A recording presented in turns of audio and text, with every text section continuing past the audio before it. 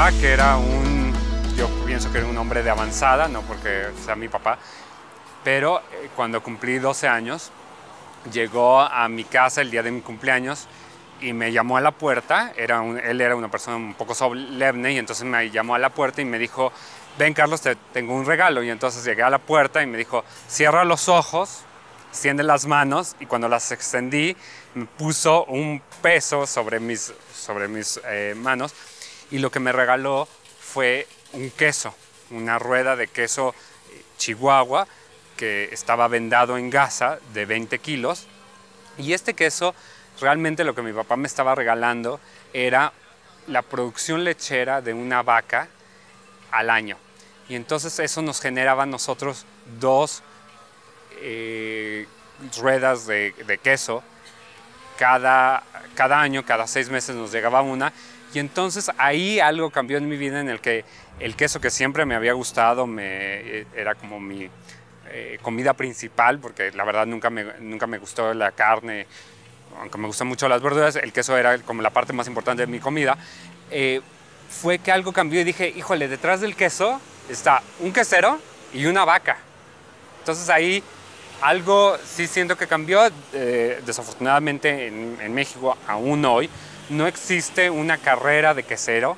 No puedes ir a la escuela a estudiar quesería, y entonces estudié administración y leyes, y en esos caminos que la vida... Extraños del Señor. Extraños de la vida, fue que en cada paso de mi vida me encontré o a un quesero o a una quesería, o algo que como que me regresaba a esa parte más verdadera de mí, que me interesa siempre más. Y entonces es como empiezo en Estados Unidos, donde hice la universidad, a estudiar algo de quesería muy básica, y luego cuando me voy a Irlanda trabajo en una quesería, y entonces ahí es donde me descubro un mundanal de quesos, de estilos, de variedades, de gente, de razas de animales que producen queso, y entonces me enloquece y me encanta, ¿no? Y entonces por eso me vuelvo quesero. Dijiste, el diablo de la administración, ¿no? Sí. Básicamente. Y ahora, irónicamente, al tener una compañía de queso, pues ahora soy un poco administrador, pero mi gran sueño, cuando sea grande, es ser madurador. Es tener una cava que tuviera 6 atmósferas diferentes, una para queso fresco, una para queso de moho, una para queso de corteza lavada, una para semimaduros, y una para queso azul, y una para todos los otros quesos de pastas hiladas y condimentados.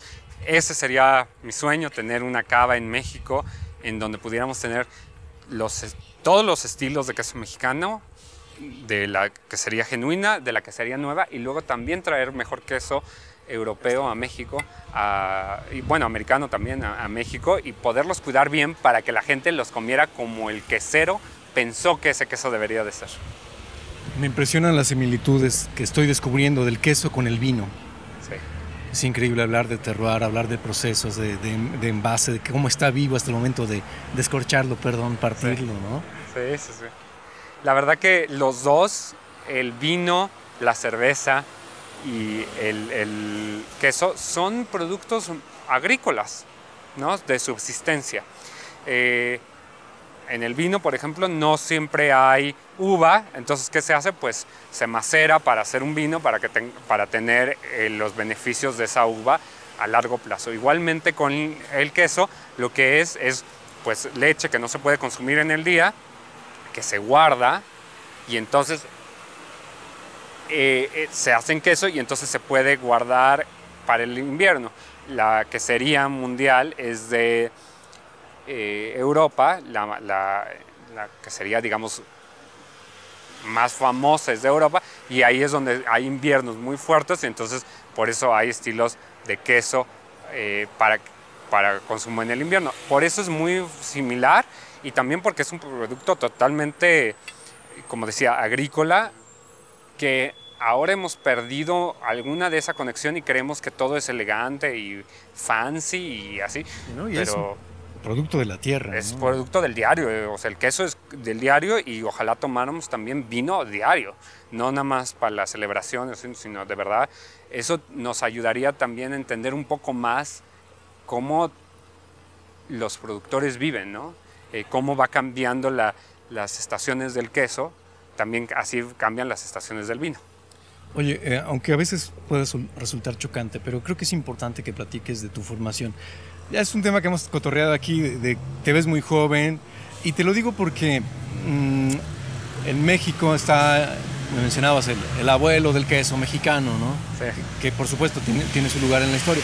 Y de repente llega Carlos Yescas y dice, la gente dice, bueno, ¿de dónde salió? ¿No? Sí. Pero si no vive aquí, ¿de dónde es Carlos Yescas? Sí, fíjate, como en México existen como dos lados en la quesería, ¿no? Están los abuelos, que realmente esos abuelos realmente son como los nietos de los abuelos reales, ¿no? De los quesos de hace 90 años.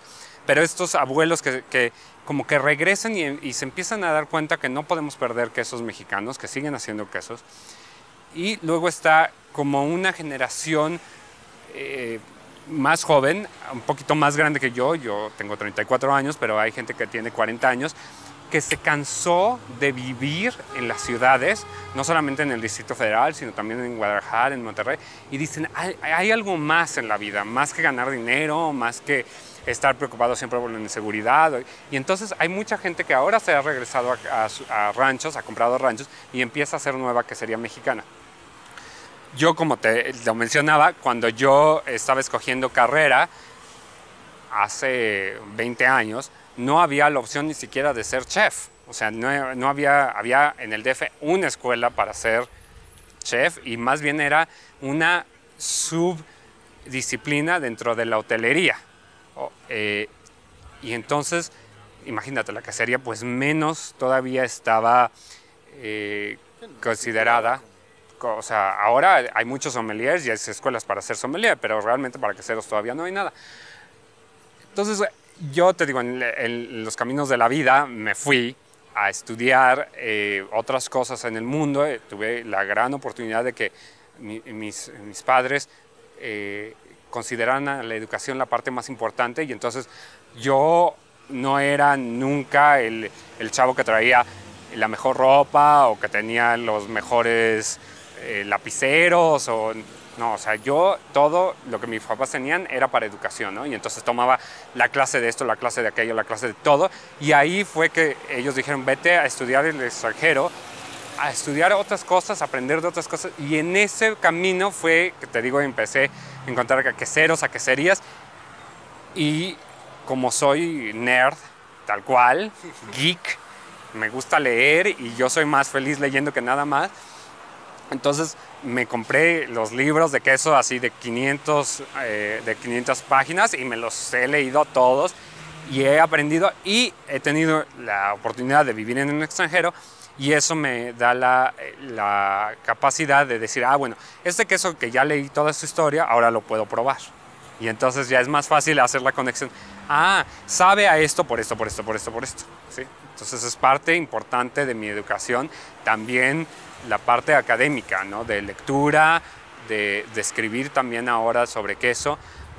Cuando uno escribe es un proceso de autoenseñanza en el que, bueno, ¿por qué esto sabe así? ¿Cómo lo puedo describir con palabras? Y eso nos ayuda también a aprender más. Pero en ese proceso fue totalmente autodidacto. Totalmente autodidacta. Obviamente he tenido todos los trabajos posibles en quesería, desde hacer queso hasta vender queso, ¿no? Pasando Entonces, por... La formación, a final de cuentas, está en los libros, sí, pero la práctica solamente haciéndolo, ¿no? Haciéndolo, sí. Y yo sí me considero añejador, no me considero productor de queso, o sea, sé hacer estilos de queso, algunos me quedan muy bien, algunos me quedan terribles. Eso no es mi fuerte es el añejamiento.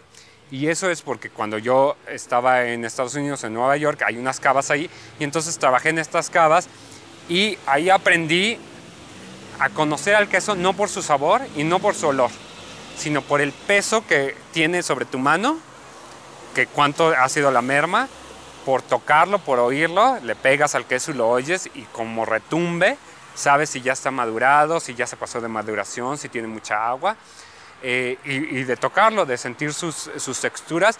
Eso sí te puedo decir que es mi fuerte y creo que es lo que yo le traigo a la quesería mexicana.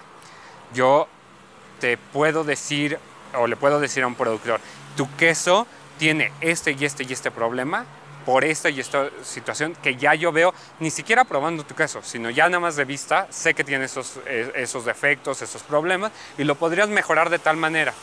Ahora es importante decir que yo no juzgo quesos mexicanos, extranjeros o los que sea, no los juzgo contra otros quesos, sino yo juzgo al queso que tú me estás presentando contra lo mejor que ese queso podría ser. Y eso es más justo para el productor, pero también es más justo para el consumidor, porque entonces el consumidor va a acabar probando una cosa que es buenísima ella misma, no una cosa que se va a asemejar a una cosa que nunca va a ser, no por el terruño, por la condimentación, por muchas cosas.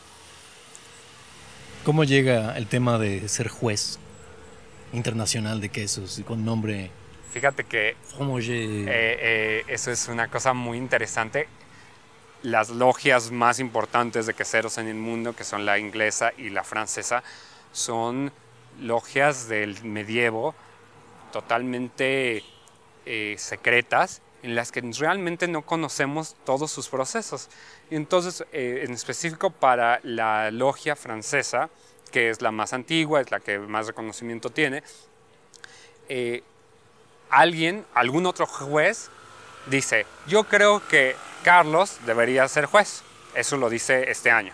Y al próximo año, la organización le pregunta a otros jueces, oye, ¿tú conoces a Carlos? Sí, sí lo conozco. ¿Tú crees que Carlos debería de ser juez? Y entonces otro juez te ratifica y dice, sí, yo creo que Carlos debería de ser juez. Y así es como asciendes al grado de juez. Okay, pero entonces tienes que estar en el ajo, tienes que saber porque estos cuates no creo que por tu linda cara vayan a decir, ¡ay, sí, por favor! Sí, claro, no. Y eso es curioso porque imagínate que los jueces suizos o belgas pues dicen, ese mexicano sabrá Dios qué hace, ¿no? O sea, que además está ese tema, porque claro, los europeos conocen sus quesos europeos de una tradición y son además son très chauvins. Sí. O sea, entonces, ¿cómo va a venir un mexicano a ser juez, a estar a mi lado? ¿Se da o estoy prejuzgando? Fíjate que el primer año que fui a catar a las Islas Canarias, que ellos me invitan como juez internacional, ¿no? Que es, digamos, el grado más bajo que existe. Al hacer eso, muchos de los jueces franceses, algunos de los jueces suizos decían, pero ¿tú qué vas a saber de queso? ¿Y qué vas a saber de queso de queso francés y suizo si tú nunca has probado uno de verdad? Entonces ese año fue muy duro. Ahí, como yo ya tenía todo un trabajo en ese tiempo eran 7 años de trabajo. En Francia. En queso, en Irlanda, en Inglaterra y en Estados Unidos, yo ya conocía mucho de la quesería francesa, suiza, española, italiana, y entonces el conjunto de jueces se junta para decir qué onda con estos nuevos jueces, porque también habemos muchos jueces muy jóvenes, porque todos son como de 60, 65, 70 años. Nosotros que tenemos 30, pues somos muy jóvenes para ese gremio.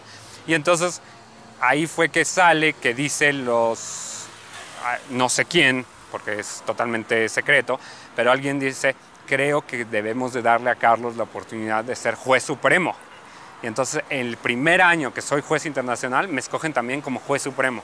Y entonces soy uno de los 14 jueces internacionales supremos que deciden el mejor queso del mundo. Hay 14 votos, yo tengo uno de esos votos. Y luego ya ahora que somos más amigos y que ya no me dicen semejantes agresiones, les preguntan, ¿no?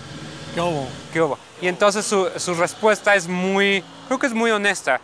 Y lo que ellos dicen, tenemos toda una facción del mundo que no conocemos sus paladares. Y tú eres el representante de ese paladar. Tú sabes lo que es comer comida latinoamericana. Claro, no soy experto en comida colombiana y así, pero digo, más aproximado a lo que ellos comen. Y entonces es un reconocimiento también de que el mercado del queso se extiende más allá de Europa y que ahora tenemos quesos en todas estas partes del mundo y que nuestros gustos son diferentes y entonces por eso es importante incluir al menos un voto en eso. Igualmente, o sea, no soy el único, del otro lado hay ahora un juez japonés y un juez sudafricano. Entonces, un poco tratando de conectar a todo el mundo. La verdad que el mundo quesero es muy chico. Primero somos todos medio reacios, pero al final todos nos queremos mucho y al final todos nos llevamos muy bien. Y ahora yo les digo a muchos de esos jueces que me acuerdo bien, sobre todo a los franceses, les digo, ¿y tú qué sabes de queso, de quesillo de hebra? No, pues no sé nada. Pues entonces, ¿cómo eres juez? Y entonces ya se vuelve una cosa de chiste entre nosotros, pero creo que también me sirvió a mí de experiencia para yo no ser así con los nuevos jueces, con los nuevos queseros mexicanos, que yo quisiera que hubiéramos 30 para competir y decirle a estos nuevos chavos, chavas que quieren hacer quesería, ven, o sea, yo no voy a llegar y te voy a decir así, ¿tú qué sabes, no? Más bien, vamos a tratar de que entiendas para que sea bueno para todos, y sobre todo para los productores. El tema en México del queso a nivel comercial, a nivel consumo diario, está muy segmentado en sector urbano y rural. Sí. Hay dos cosas en la quesería mexicana que me parecen ironías. Una es que el estrato socioeconómico en México, en global, normalmente come mejor queso que el estrato social más alto en México. Y eso es porque la gente que vive en una ranchería, en un pueblo, o hace queso esa persona, o conoce, tiene un sobrino, un primo, una tía, o el señor de la esquina, que hace queso. Y ese queso es mejor porque es de leche. De leche, mientras el nivel socioeconómico más alto, que no se da la oportunidad de ir al mercado y que compra en el autoservicio y compra cosas muy procesadas, pues ya no es queso de leche, es queso de harina de papa, de leche en polvo, de grasa vegetal, o sea, no es queso. No es queso, es queso análogo, es plastiqueso, es fórmula láctea, es una idea química de juntar todas esas cosas para hacer un queso. O el otro lado, también por la fresez, vamos a comprar queso europeo, que dices mal cuidado, mal importado, y felices comiendo queso que de todos modos no es el verdadero. Exacto, y esa es la segunda ironía, que muchas veces creemos que este queso que viene de Francia o de España va a ser mejor porque viene de Francia y España, pero si nosotros leyéramos la marca, la etiqueta, nos daríamos cuenta que la compañía que trae ese queso francés o que produce ese queso francés o que ese queso español es el conglomerado francés de lácteos en Francia, que es como comprarle queso al conglomerado de lácteos en México. O sea, no porque venga de Francia va a ser mejor. Siempre acaba siendo queso del súper, es el queso del súper francés, pero eso no tiene nada que ver, es queso del súper siempre, ¿no? Y en Francia hay gente, obviamente, que va al súper y compra queso del súper en Francia, pero la gente que come queso, que sabe comer queso en Francia, pues va a la fromagerie, compra el queso en el mercadito, conoce a su productor y compra queso de buena calidad, ¿sí? Y no va y compra en el, bueno, sin decir marcas, pero no va y compra en el súper. Te preguntaba el otro día si la gastronomía mexicana se entiende sin el queso. Yo sé, la cocina mexicana no existe una cocina mexicana, son las cocinas mexicanas, ¿no? Sí. Una amalgama increíble de historia y de aportes y de inclusiones. Sí. ¿Qué piensas ahora, unos días después de que te pregunté eso? Pues mire, yo creo que mi respuesta más completa es esta, ¿no? Hay gastronomías mexicanas, y entonces sí podemos. Es difícil entender algunas gastronomías mexicanas sin queso, ¿no? O sea, es difícil imaginarse una botana oaxaqueña sin quesillo de hebra. Pero es fácil imaginarse un mole de Puebla sin queso, ¿no? Entonces, en la vida diaria Exacto. Una quesadilla para cenar, todo México. Claro. Y ahí a lo mejor lo que yo entiendo como gastronomía mexicana es toda una parte de una cultura, ¿no? No solamente la comida y el ingrediente, sino la parte cultural que llevamos. Entonces, sí hay gastronomías que podemos entender sin queso, hay gastronomías que podemos entender únicamente con el queso. Y creo que en esta amalgama, en lo que diríamos que es toda la gastronomía mexicana, en la que la quesadilla, el tamal, el taquito, que todos los comemos, no importa si somos del norte, del sur, del medio, si somos de clase alta, baja, si somos minoría religiosa menonita o somos mayoría religiosa católica, todos comemos eso, ¿sí?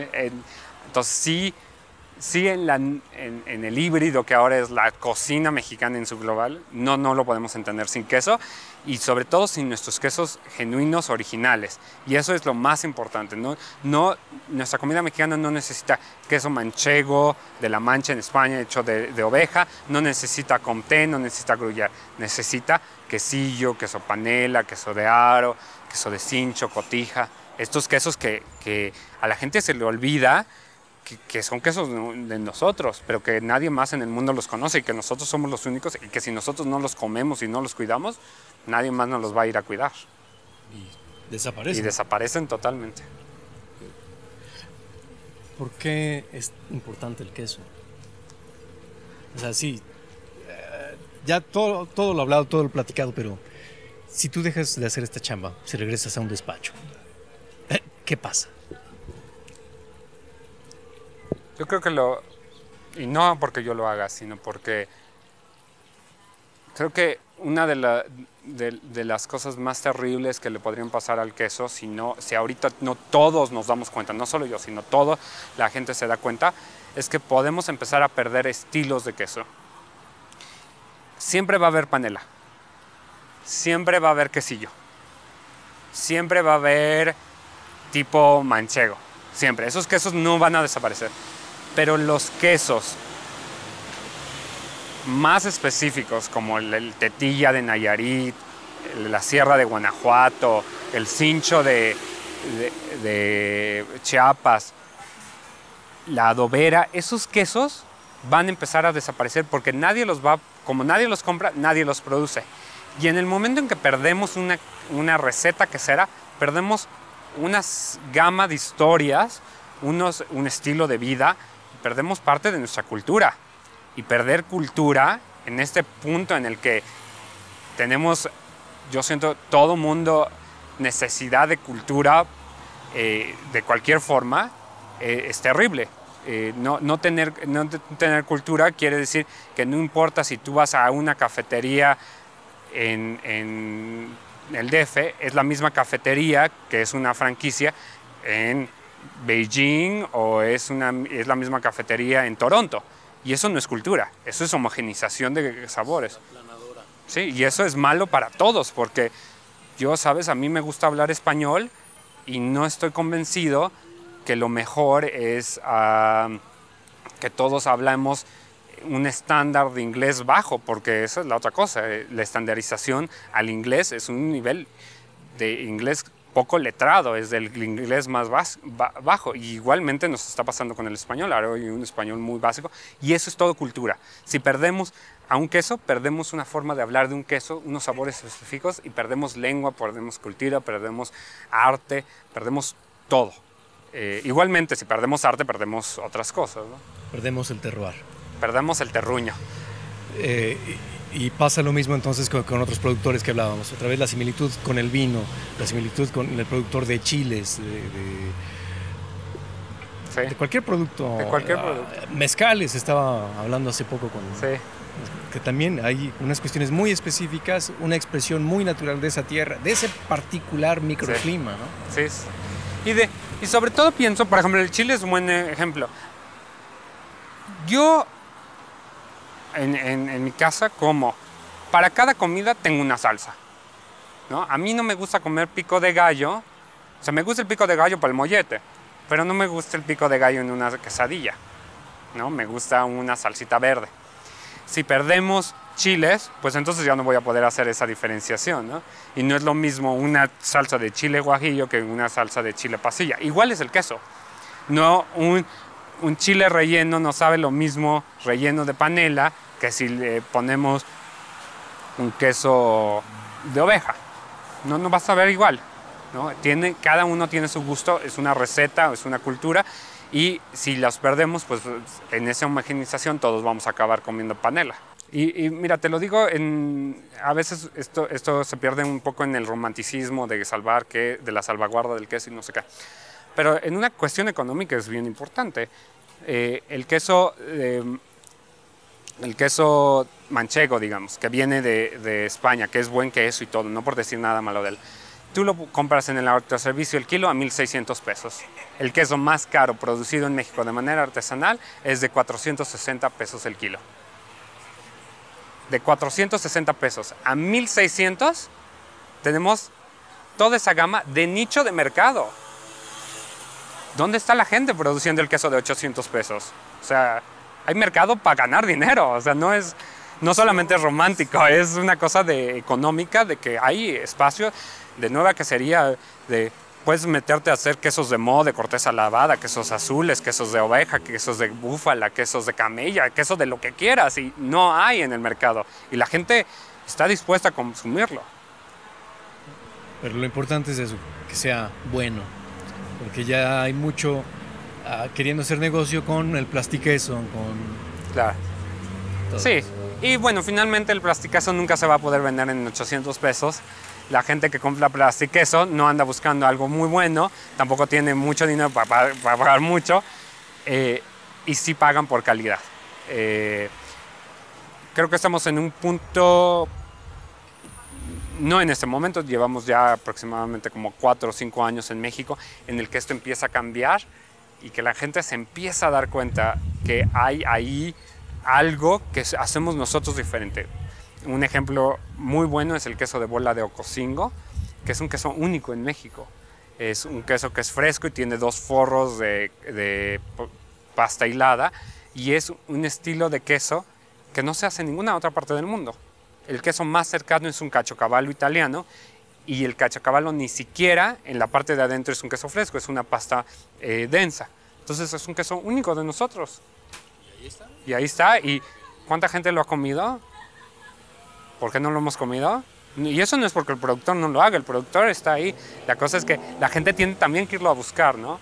Tiene que decir, bueno, sí tengo interés de esto y de aquello y voy a irlo a buscar y a probar. Y la otra parte es que los cocineros lo incorporen y le den ese respeto. Claro. Sí, claro. Yo creo que una tabla de quesos bien hecha tiene un papel importantísimo en un restaurante de lujo. Y sabes que a lo mejor ya no te voy a pedir un crème brûlée o no te voy a pedir un fondant de chocolate, pero quiero una tabla de quesos que tenga 5 quesos diferentes con mermeladas y chutneys, que va a ser igual de bueno y me lo como de postre. ¿Te gustaría agregar algo? No, creo que lo único, bueno, es agradecerte a ti y a todos los demás que nos trajeron a Guadalajara. Sobre todo pienso que la gente que se da la oportunidad de probarlo es la gente que hace el verdadero trabajo.